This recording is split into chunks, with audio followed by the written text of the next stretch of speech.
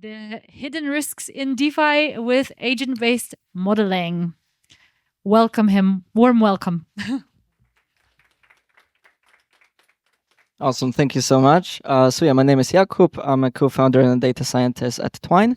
And the title of my presentation is Uncovering Hidden Risks in DeFi with Agent-Based Modeling. But more broadly, I will talk about the lending markets, what are the problems with them currently, how what we're doing at Twyne aims to solve those problems, how risky what we're doing is, and what was the methodology that we used to really find that out, and what did we discover in the process. All right, so let's jump right into it. Can I maybe get a quick show of hands who knows about lending protocols like Aave, Euler, or Morpho? Okay, I think everyone, almost everyone. So I will not explain how those protocols work. I'll assume everyone kind of knows what they are about. All right, so the first thing I want to talk about is the LTV distribution. So what you can see on this chart is the loan-to-value distribution of all of the users of Aave v3 on the Ethereum mainnet. This snapshot was taken around the beginning of the summer, but generally I checked a couple of different time frames, and generally you would see qualitatively the same chart regardless of when in time you would take the snapshot. And I want you to pay attention to the following. So on the left side we have maybe first on the x-axis is the LTV, on the y-axis is the total supply and a given LTV bucket, right? So on the left side, what you can see are all of the users who are only depositing their collateral to a lending protocol, but they're not borrowing anything. Now, that might sound stupid, but those people are not really stupid. They are doing it because they only want some passive yield on their deposits, right? They're sitting on a bunch of ETH, they want to deposit it to a lending protocol, and they want to earn some yield on it. That's how they're using lending protocols. And as you can see, this is the biggest by far cohort of the users of lending protocols. And this is not only on Aave, right? If you were to do the same analysis for like Euler and Morpho, you would generally see a very, very similar chart. Now, on the right-hand side are the emote loopers, right? So the efficiency emote users. So basically, Aave allows you to take a position in correlated assets at higher liquidation thresholds. So you can like leverage up much more. And that's of course possible because the assets are correlated, so you don't have the same liquidation risk. And finally, in the middle are all of the traditional lending market users, borrowers, right? So those are people who come to the protocol, deposit some collateral, borrow some assets. Now, what's going on? Hello? Okay, cool. That's on my, maybe I'll try again. Are we live? No? Well, it clearly is on. Okay, awesome, cool. We're back. Okay, cool. Yeah, so those users, but as you can see, they're mainly concentrated within like 20 to 40% LTV. Now, Aave generally would have 60 to 80% for most of their assets as loan to value ratio. So as you can see, most of the users are maintaining some safety threshold between their liquidation levels and their actual positions, right? Because of course nobody wants to get liquidated. I think every lending market user has been in a situation where they go to sleep, they wake up to prices dropping by 10-15%, their position gets wiped out. That of course sucks. Right, so we have a couple of problems here, right? First, there are the passive lenders who have a lot of borrowing power that they're not using whatsoever. Then there are the borrowers who are restricted by conservative risk parameters and generally do not get to use the full value of their, borrowing power of their collateral. And then the protocols, of course, suffer from low utilization rates if those people cannot take high leverage and are restricted by conservative risk parameters. Okay, now let's look at the journey of a borrower specifically. Another way to represent LTV is using a health factor, which is basically the inversion of it, but the collateral is scaled by its loan to value ratio, right? So that health factor would be collateral times loan to value ratio divided by the value of the debt. So generally, as a borrower, you would start at some point above 1. Right, which is basically when your health factor reaches 1, that's a liquidation threshold. Any position can be liquidated. Right, so we generally start at a health factor above 1, and at some point the prices might start moving against you. And if they keep on moving against you, at some point you might get liquidated. Right. But now let's pretend that the liquidation threshold is actually not at 1, but we're going to move it slightly lower, right?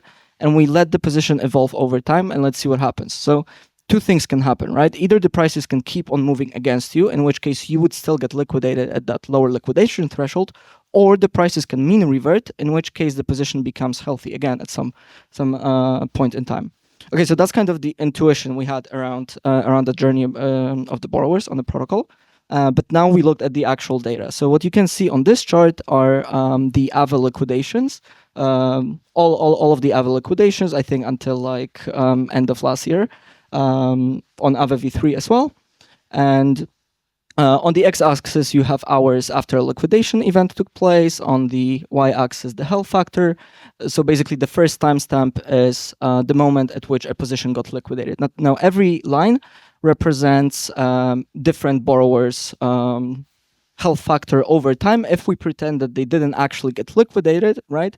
So what we're doing here is we're saying, okay, AVA gives you, let's say, 80% loan-to-value ratio. We're going to pretend that it wasn't 80%. We're going to pretend that it was actually 90%, and we're going to let the position evolve over time using the historical prices and kind of see what happens. So what does happen? With only adding only 10% of more borrowing power, we can save up to 94% of all of the liquidations, right? That's represented by those blue lines, right? So the blue lines are all of the positions that wouldn't have gotten liquidated at this lower threshold. The red positions, the red lines are those positions that would have gotten liquidated even with this riskier parameter setting. Okay, so Twyne is a credit delegation protocol that aims to solve those two problems. So unused borrowing power of passive lenders on lending protocol, and then borrowers being restricted by conservative risk parameters like loan-to-value ratio, and thus getting liquidated because of them. How can we do it? We can create a market such that the people who have unused borrowing power can lend it out to borrowers so that they can take either higher leverage loans or they can protect themselves from liquidations by using that borrowing power as their collateral. How does it work mechanistically? So we have those two types of users, right? We have what we call credit LPs. Those are the people who have unused borrowing power, and we have the borrowers. Now, the journey starts with the credit LP going to an external lending protocol like Aave, for example, depositing their tokens, and they get receipt tokens back, right? Those receipt tokens represent the borrowing power that people that those users have on the protocol. Now, they can deposit those receipt tokens to a credit vault on Twyne. Now, when the borrower comes to the protocol, let's say they want to use Euler, and they see that their ETH has 85% liquidation LTV, but they want to take higher leverage. They want to leverage up by, let's say, like whatever 10x. So of course they can't do it with 85% liquidation LTV. They need a higher threshold. But they still want to use the underlying protocol, right? Because, for example, Euler is established, it's safe, it's well audited. They want to keep on using that protocol. So what they can do is they can deposit their collateral to our collateral vault, and collateral vaults are basically vaults owned by a specific user on the protocol. And now this collateral vault is a special type of a vault that's allowed to borrow that borrowing power from the credit vault, right? That the unused power was deposited into. So the collateral vault borrows the receipt tokens from the credit vault on the borrower's behalf and deposits the user-owned collateral plus that additional borrowing power to the underlying protocol, for example, to Euler, right? On Aave doesn't really matter. And then, of course, the borrower, from the external protocol's perspective, now the position has like the collateral. There's more collateral simply, right? So you can borrow more as a borrower, right? So let's say it was 85%. Now you borrow additional 10% borrowing power from the credit LP. Now your liquidation threshold is 95%. So why we think that is pretty cool? First, we are using the underlying lending protocol, right? We don't have to bootstrap liquidity on both the lenders and the borrower side. What's the problem here? From scratch. Okay, hello. Yeah, I need to be clicking this thing more often. Okay, cool. Anyways, yeah, so we're still using the underlying lending protocol, right? So from the lending protocol's perspective, we are still fully adhering to their risk parameters. So we're not really changing the structure of the risk. We're not really messing with their risk assessment in any way, because from their perspective, a borrower on Twyne is still fully over collateralized and within the confines of their risk parameters. And doing that increases the utilization rate on the underlying lending market, right? Because we're taking the unused borrowing power of some of their lenders and we're allowing other people to borrow more from the protocol, which increases the utilization rate. And that's how the lending protocols make money. Okay, so we had this new design, we had this new idea, but same old questions that every DeFi founder will face at some point, right? How do you really go about choosing the parameters? What liquidation loan to value ratios are safe? How do you use them? How do you choose your interest rate? Can the protocol get insolvent? If so, under what circumstances? And finally, when can lenders on the protocol lose their deposits?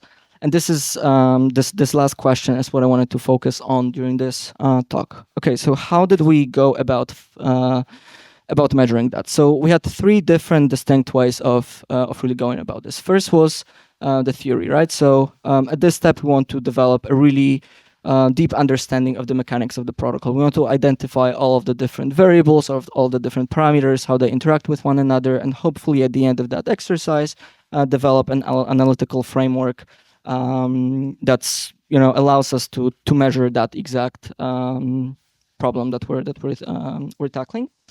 Another way we can go about this is by building a simulation, right? So that's this agent-based modeling part from the title. So we can develop a simulation engine, and that in our case using Python that basically represents all of the mechanics of the protocol. We can unleash agents on that protocol to take different actions like regular users of the protocol would. And then we can use Monte Carlo simulations and different scenario testing to really try to break the protocol and see under what circumstances it breaks, and measure what we're trying to really measure here. And finally, we want to do the same thing, but using the actual contracts, right? Like our theory might be right, our simulation might be right, but if the contracts do not perfectly match what we intended, then this whole exercise was kind of useless. So we, at the end of that, we also want to use the contracts, run the tests, and really make sure that everything matches up to the same result. Okay, so again, the problem that we're thinking about. When the position through Twyne gets created, right, you have the user-owned deposited collateral, right? In that case, that's $100. But also a part of that position comes from the unused borrowing power that the borrower has, taken from the credit LP. Now, at some point, that position might get liquidated, right? And there are two different liquidation types on Twyne. So first one is internal, and what that means is that the liquidation proceeds through our contracts.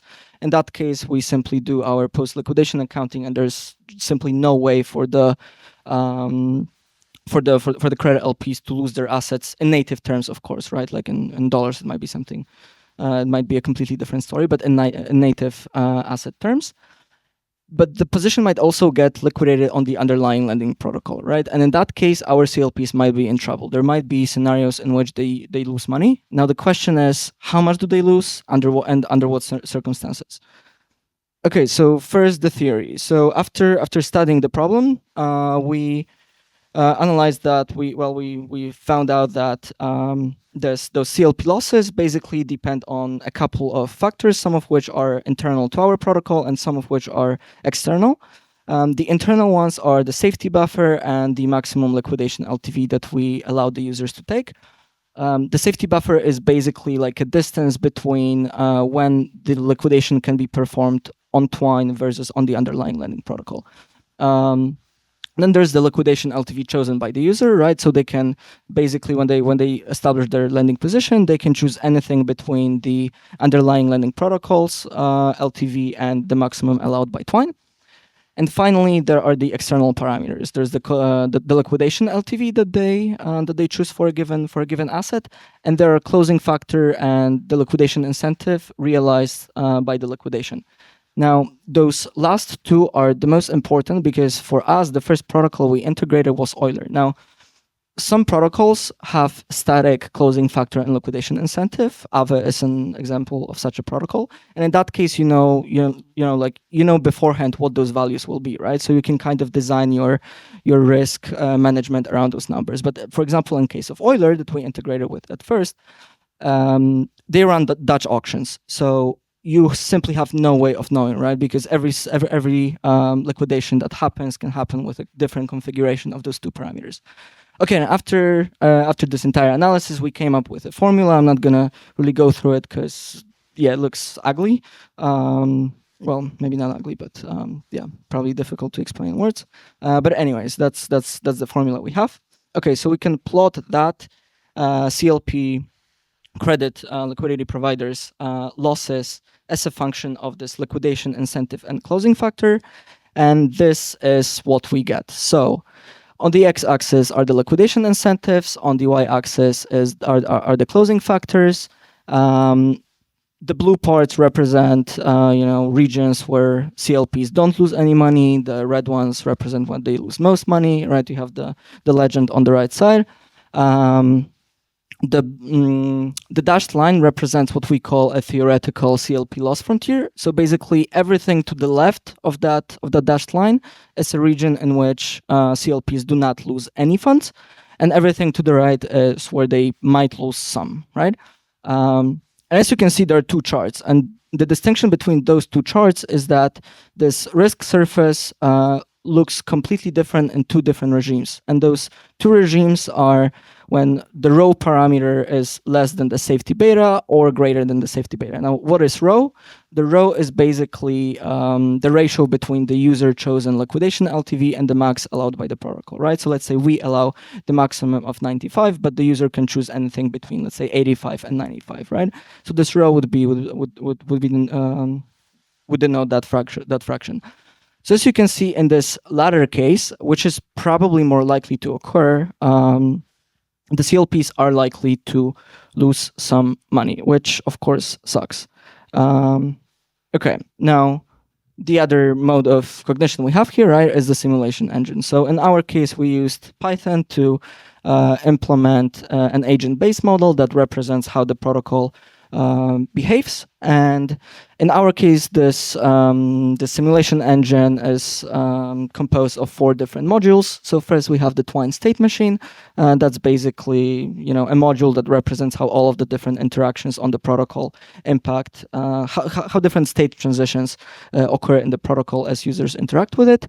Then we have the simulation assets, which is a module that's responsible for fetching historical prices, historical volatilities, using different pricing mechanisms, stuff like that.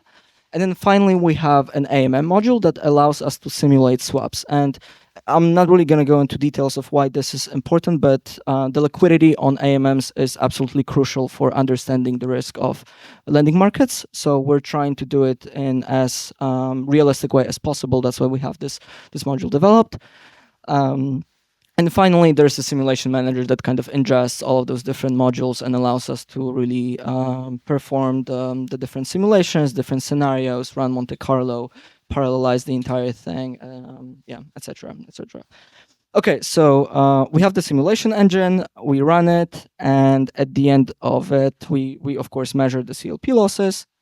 And at the end, we end up with the same charts, which is awesome, right? Because we use 2 completely different ways of measuring the problem, and at the end, we arrived at the exact same solutions, right? So that tells us that first, both our simulation and the analytical results are good, and second, we have a really good understanding of the problem. Okay, so again, as you can see in this case of rho being greater than safety beta, there's a pretty big loss surface for the CLPs. We started thinking, okay, how can we change our mechanism to really minimize those losses? And one of the ideas was making that safety beta parameter dynamic, right? Because in the original iteration of the protocol, it was static. We came up with a way to make it dynamic and hopefully minimize the losses. The cool thing at this point is that we don't have to go straight to changing our smart contracts, but we can actually first implement that in Python, which is way faster. We can run the simulations and actually see what happens. So what happens? we were able to actually minimize that loss surface. So what you can see on this chart are, again, those loss surfaces. Basically, the left column are the situations where the rho is less than the safety beta. The right-hand side is where it's bigger. The point is, in both of these cases, the risk surface is smaller than it was initially. And the top row represents the theoretical results. The bottom represents what we got from the simulation. So again, as you can see, virtually the same results. Now you might say, wait a second, there's that red part on the right side in the simulations. What's that? And your theory sucks because it doesn't represent that well. We were kind of perplexed by that ourselves as well. But after really investigating what happens in this area, we realized that those are so-called toxic liquidation spirals, which, funnily enough, we wrote a research paper on like 2 years ago. So it was very cool to see that what we forgot about in our theory was actually spotted by our simulation. Okay, and then finally contracts, right? So like we did this exercise, that's awesome. But now if our smart contracts are not really implementing the logic in the exact same way, like it doesn't really matter what we, all of the findings we had. So we can do that as well, right? We can set up a bunch of foundry tests on a local fork. We can set up artificial positions.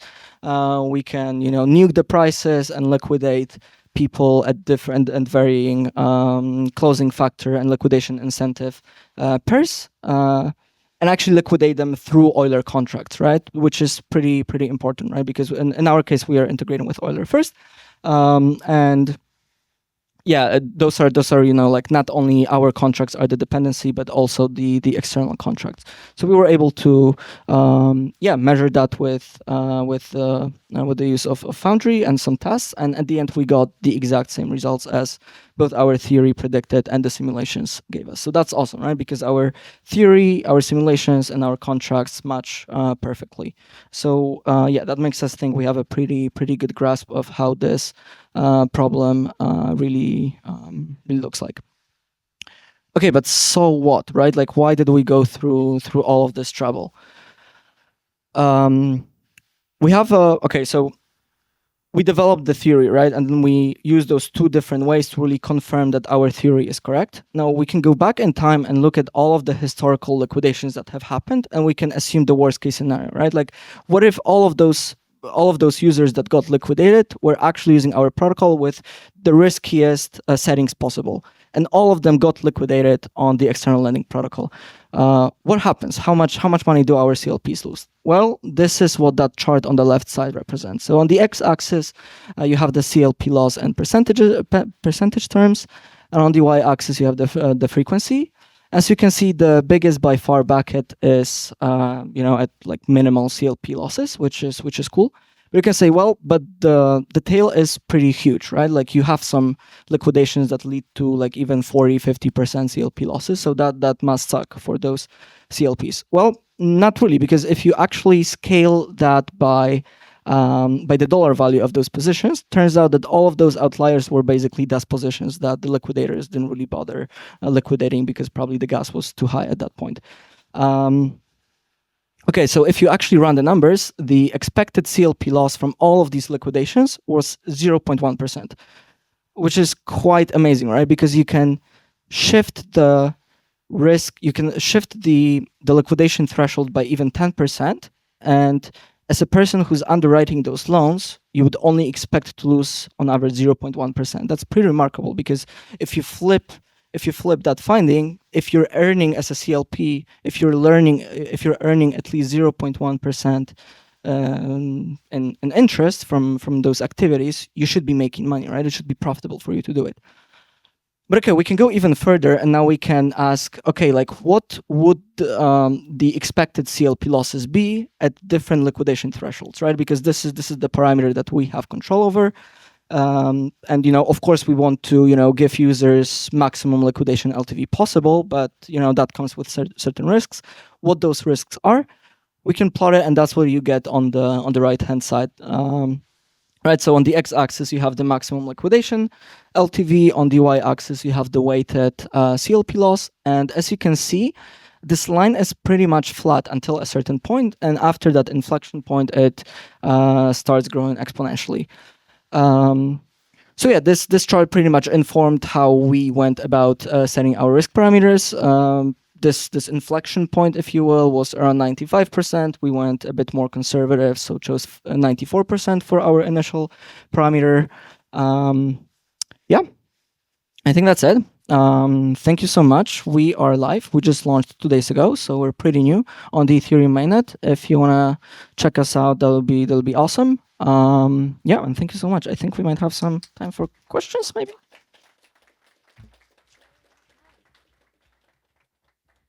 We do have 2 minutes for questions. Are there any questions? No. Yeah, there is a question. There you go. Hi, Maciej. If I understood correctly, the borrowing power of the institutions that are holding vast amounts in, for example, stablecoins, might be used here. Yes, and they are. You are saying how to limit these risks, but how do you assess these interest they can earn on it? Of course, order of magnitude. You mean like what do we project it to be, or like? Okay, so I can tell you about like how how much is to be earned by them, Right, so because what big is an incentive for those borrowing power institutions to actually get in those trades, because the risk calculation is really stunning. Congratulations for that. I haven't seen something like this, but still those risk people in those boards will say, okay, but probably it might be higher, so what is the risk reward ratio? Thank you. Yeah, I mean, like risk reward ratio is probably a little bit subjective, right? And that's probably not up to me to really tell for an institution how to do that, how to assess that. But in terms of yield, we are currently paying additional 3%, whereas Euler on the same token is paying 2.2%. So like by depositing your, if you had like ETH on Euler and you like deposited your E tokens to our protocol, you would get additional 3.7% on it. That number has actually dropped. It was like 8% this morning, but okay, cool. But yeah, this is like fully sustainable, like no incentives. This is the actual like real yield. Now, when it comes to the like what we think is a fair rate to be paying, we think low double digits are absolutely reasonable. And the reason for that is that the interest rate that you are earning as a CLP is an order of magnitude greater than the interest rate that the borrower is paying, right? Because as a borrower, you're only borrowing like a small fraction of your entire collateral position. So when you measure that interest rate in terms of the whole value of your collateral, it's tiny, right? Like you might be paying exactly, right? So like you could be like if you go on our borrow page and you look at, so this assumes that you would be borrowing the maximum. It's like yeah, I mean it's like minus 1%, like a negative 1%. Okay, that's not the best example right now, but yeah, like the point is that the interest you're paying on, like you as a borrower, you're paying interest on only a fraction of your collateral relatively, right? Whereas as a CLP, as a lender, you're getting all of that yield back. So yeah, we ran some analysis on like historical data. We think like double digits are like very low double digits, of course, but yeah, that's like absolutely reasonable. Try it out. Okay. I guess thank you very much. Thank you for this presentation. That was really cool.